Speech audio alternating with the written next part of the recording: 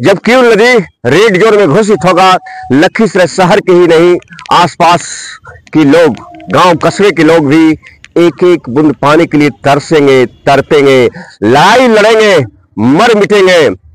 आज के ही दौर में इस क्यूल नदी का जो जलस्तर है काफी नीचे चला गया है। इसका दोहन कौन किया है? ये भूमाफिया ने किया है, बालू माफिया ने किया है, जिन्होंने अवैध तरीके से क्यूल नदी के सीने को छलनी कर दिया।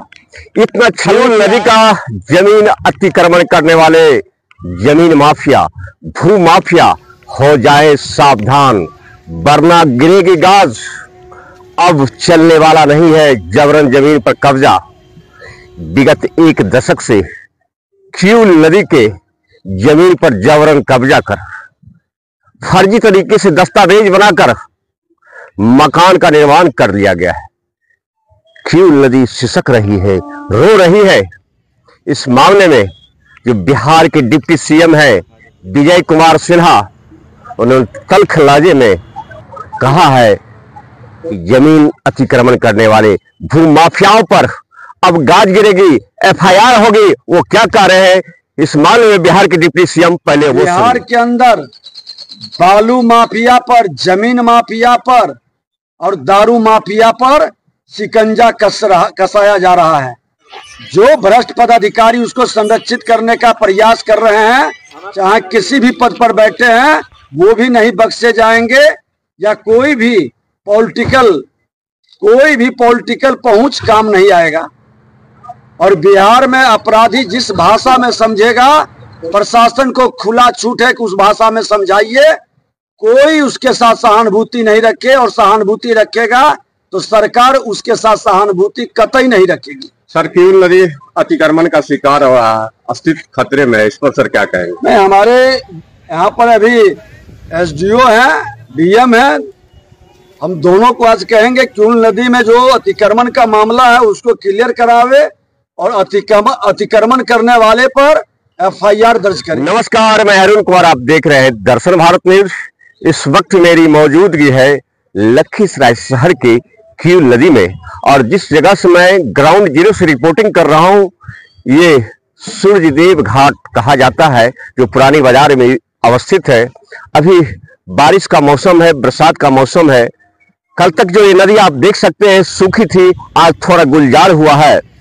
ऐसे यूं कहा जाए तो नदियां को 3 श्रेणी में बांटा गया है। फर्स्ट श्रेणी की जो नदियां होती है, जिससे अविरल धारा बहती है, छल छल पानी बहती है, जिस नदियों से कभी पानी सूखती नहीं है, उसे ग्रीन जोन में बांटा गया है, उसे ग्रीन जोन कहा जाता है। और जिस नदियां में थोड़ी बहुत पानी होती है उसे येलो जोन कहा जाता है। और जिस नदियां में बिल्कुल पानी नहीं होती है, वो सूख जाती है, पानी का दरेस नहीं होता है, उसे रेड जोन कहा जाता है। ऐसे एक दशक पूर्व क्यूल नदी ग्रीन जोन में माना जाता था, लेकिन अब यह येलो जोन में आ गया है, और आने वाले दिनों में यह रेड जोन में घोषित हो सकता है। जब क्यूल नदी रेड जोन में घोषित होगा, लखीसराय शहर के ही नहीं, आसपास के लोग, गांव कस्बे के लोग भी एक एक बूंद पानी के लिए तरसेंगे, तड़पेंगे, लड़ाई लड़ेंगे, मर मिटेंगे। आज के ही दौर में इस क्यूल नदी का जो जलस्तर है काफी नीचे चला गया है। इसका दोहन कौन किया है? ये भूमाफिया ने किया है, बालू माफिया ने किया है, जिन्होंने अवैध तरीके से क्यूल नदी के सीने को छलनी कर दिया। इतना छलनी किया है, उसका पोस्टमार्टम, उसकी बैंडेज पट्टी, उसकी सिलाई भी नहीं हो सकती है। ये बड़ी ही विडंबना की बात है। हालांकि जो अभी बिहार के डिप्टी सीएम है विजय कुमार सिन्हा, और खनन मंत्री भी है, उन्होंने अब इस मामले में संज्ञान ली है। उनके पहल से बालू माफिया में तो हड़कंप मचा है, लेकिन जिस विधानसभा से वो खड़ा होते हैं, वहां की दशा और दिशा ही बिल्कुल दयनीय है।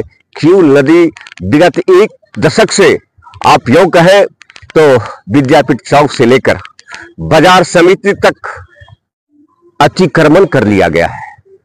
सैकड़ों हजारों मकान बन गए हैं। क्यूल नदी का दोहन और शोषण किया जा रहा है, लेकिन इस ओर जिला प्रशासन और राज्य सरकार की नजरें इनायत नहीं होती है।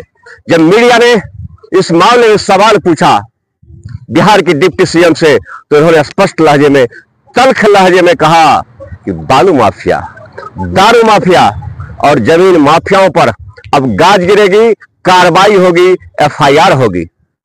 अब सवाल उठता है, जब मीडिया हुक्मरान से सवाल करते हैं तो वो कार्रवाई का आश्वासन तो देते हैं, लेकिन कुछ ही दिनों में हाई लेवल की पैगाम के बाद वो मामला दब जाता है, ठंडे बस्ते में चला जाता है।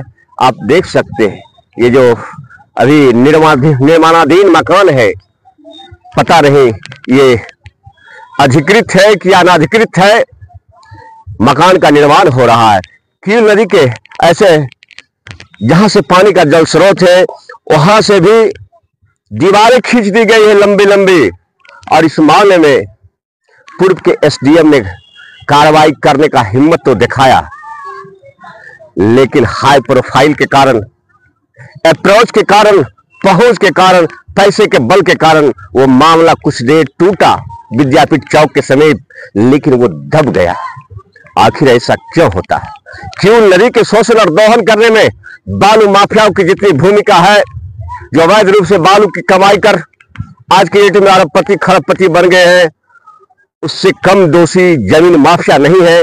और इसमें कहीं न कहीं अंचल के अधिकारी और कर्मी भी दोषी है, उनकी भी सहभागिता है।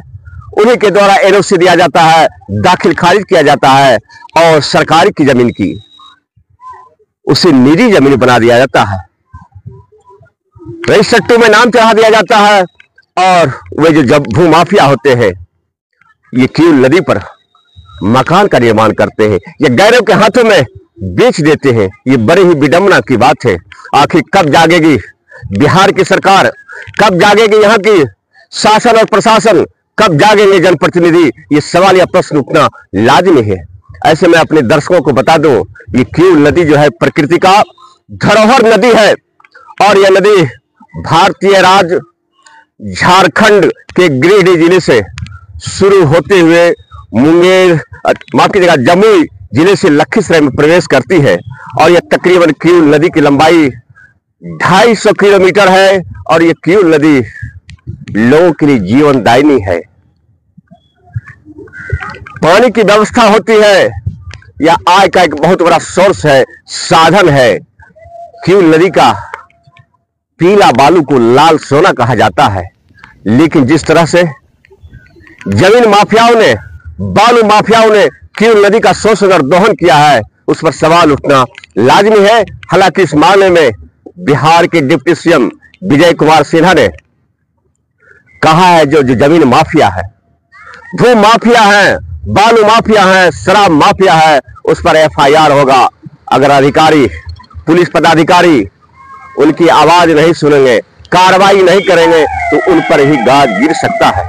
ये आने वाला वक्त बताएगा कि कल क्या होगा।